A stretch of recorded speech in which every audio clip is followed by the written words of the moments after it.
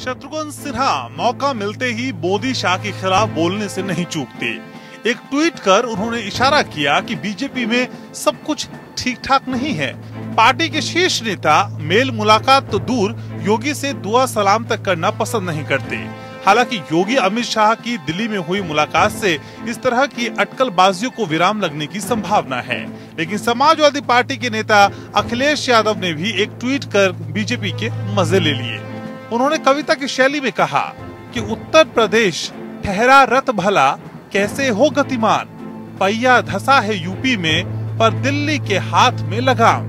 समझा जा रहा है कि यूपी की राजनीति में योगी रथ का पहिया निकालने की कोशिश में है, तो चारों तरफ से आलाकमान के महारथी उनके कर्ण कुंडल भेदने पर आमादा हैं। ऐसे में राष्ट्रीय स्वयंसेवक संघ से कृष्ण की तरह भूमिका की अपेक्षा की जा रही है।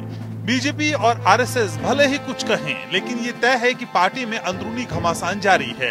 योगी को जन्मदिन की शुभकामनाएं न देना ये बता रहा है कि संबंधों की औपचारिकता का भी निर्वाह नहीं किया जा रहा है। कहा जा रहा है कि संघ के लिए बीजेपी की यूपी में जीत जरूरी है। संघ विचार को सर्वोपरि मानता है, किसी व्यक्ति विशेष को नहीं। लिहाजा यूपी सरकार की प्रशासनिक कुव्यवस्था को छुपाने और जीत का समीकरण तैयार करने के लिए योगी के पर कतरने बेहद जरूरी हैं। इसलिए आला कमान को योगी से ज्यादा कांग्रेस के हाशिए पर पड़े नेताओं को पार्टी में लाना बड़ी उपलब्धि लग रहा है। कहा जा रहा है कि योगी के ठाकुरवाद को ठंडा करने के लिए ब्राह्मण नेताओं को महत्व देना जरूरी है, चाहे जितिन प्रसाद जैसे नेताओं को कांग्रेस से ही क्यों न लाना पड़े। बांदा कृषि विश्वविद्यालय में 15 में से 11 क्षत्रिय प्राध्यापकों की नियुक्ति को लेकर मोर्चा खोल दिया गया है। प्रधानमंत्री मोदी को चिट्ठी लिखी गई है। दरअसल योगी को अब बीजेपी की मजबूरी बताकर संघ पर भी दबाव बढ़ाया जा रहा है।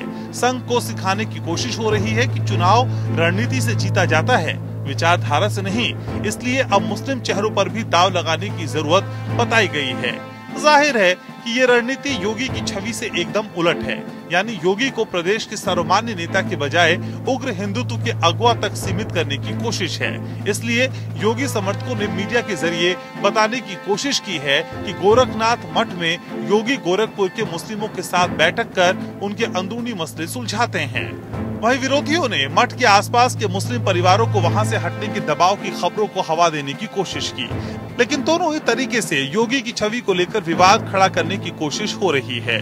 कहा तो ये जा रहा है कि योगी हिंदुत्व के योद्धा के रूप में सबसे बड़ा चेहरा बन चुके हैं। इसलिए बीजेपी आला कमान आरएसएस को समझाने की कोशिश में है कि संघ के लक्ष्य को पाने में योगी की भूमिका अब समाप्त हो गई है। अब इन्हें भी मार्गदर्शकों के मार्ग पर भेज देना चाहिए। वहीं संघ को समान नागरिक संहिता और दूसरे अहम एजेंडे के लिए अब भी बीजेपी के चाणक्य की जरूरत है। और चाणक्य नीति कहती है कि यूपी विधानसभा चुनाव के पहले व्यू रचना तैयार करनी है, लेकिन योगी जिद पर अड़े हैं, मोदी शाह की राह पर खड़े हैं। उनकी जिद देखकर उन्हें पोस्टर बॉय बनाए रखने पर रजामंदी हो गई है। लेकिन बदले में अब उन्हें एके शर्मा को प्रदेश सचिवालय का सर्वे सर्वा बनाने की जरूरत समझाई जा रही है। यानी बागडोर योगी के बजाय अब चुनाव तक दिल्ली दरबार के हाथ में रहेगी। इसके लिए जाति समीकरणों के साथ चुनाव जीतने के गोपनीय तरीके की अहमियत बताई जा रही है। योगी को दिल्ली दरबार के तलब करने के पीछे अटकलों पर लगाम लगाने के साथ एक बार फिर योगी से आमने सामने की बात करने का भी मकसद है। लेकिन योगी समर्थक कहते हैं कि योगी राजनीति के ठहरे हुए पानी के पोखर में एक भारी पत्थर की तरह हैं। उनके आदर्शवाद से पार्टी के भीतर और बाहर तिजारत की सियासत करने वाले नेताओं की दुकान बंद हो गई है। इसलिए योगी के खिलाफ आक्रोश तो होता नहीं, बल्कि पैदा किया जा रहा है। वो जानना चाहते हैं कि क्या 3 दशकों में नेता, माफिया और नौकरशाही के गठजोड़ का रावण राज को खत्म करना योगी सरकार की कमी है? माफिया राज खत्म करना और उसकी माली कमर तोड़ना क्या योगी का अपराध है? सरकारी ठेके पट्टों में पारदर्शिता लाना क्या योगी की सबसे बड़ी भूल है? या मंत्रियों की ट्रांसफर पोस्टिंग की तिजारत खत्म करना पाप है? क्या योगी से बेहतर कोरोना प्रबंधन किसी मुख्यमंत्री ने किया है? विश्व स्वास्थ्य संगठन ने देश की सबसे बड़ी आबादी वाले राज्य में योगी के कामकाज की तारीफ क्या रिश्वत लेकर की है?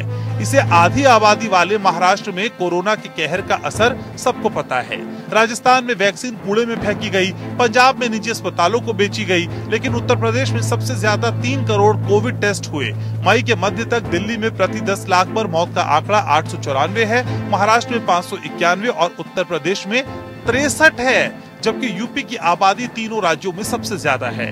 वहीं अब कोरोना मरीजों से मनमाना पैसा वसूलने वाले अस्पताल पैसा लौटा रहे हैं और तो और खुद संक्रमित होने के बाद आइसोलेशन से बाहर आते ही योगी कस्बे कस्बे गांव-गांव तक पहुंचे, जबकि बीजेपी के शीर्ष नेता चुनाव के बाद अंदर दुबके क्वारंटीन में पड़े रहे और दूसरी लहर थमने का इंतजार करते रहे।